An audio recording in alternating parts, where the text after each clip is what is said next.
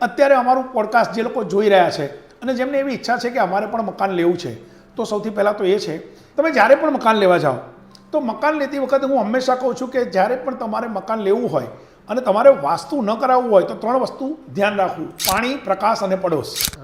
પાણી, પ્રકાશ અને પડોશ. પાણી હોવું જોઈએ, લાઇટ સરસ આવવી જોઈએ, પ્રકાશ સરસ આવવો જોઈએ, અને સૌથી અગત્યનું પડોશ પણ સારો હોવો જોઈએ.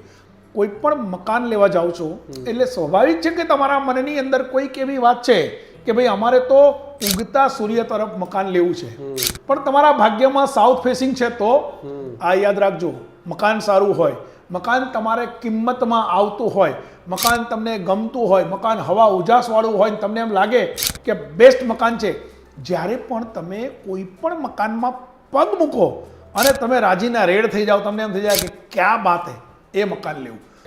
તો વાસ્તુનો નિયમ એ છે કે બીજા બધા જ દરવાજા કરતાં તમારો મેઇન જે એન્ટ્રી છે, મુખ્ય દરવાજો છે, એ મોટો હોવો જોઈએ. પહેલો નિયમ આ. બીજું કે તમારા ઘરની અંદર બારી બારણા છે, તમારા ઘરમાં જે બારી બારણા છે એ બેકી સંખ્યામાં હોવા જોઈએ. અચ્છા, એકી સંખ્યામાં નહીં. હવે એની સામે બેકી સંખ્યા કેમ નહીં, એકી સંખ્યામાં કેમ નહીં? હવે આંકડા શાસ્ત્ર તરીકે એટલે આંકડા પ્રમાણે એકી સંખ્યા એટલે પુરુષ અને બેકી સંખ્યા એટલે સ્ત્રી, અને સ્ત્રી એટલે પ્રકૃતિ. તમારે જીવનમાં સુખી થવું છે તો પ્રકૃતિની સાથે રહો.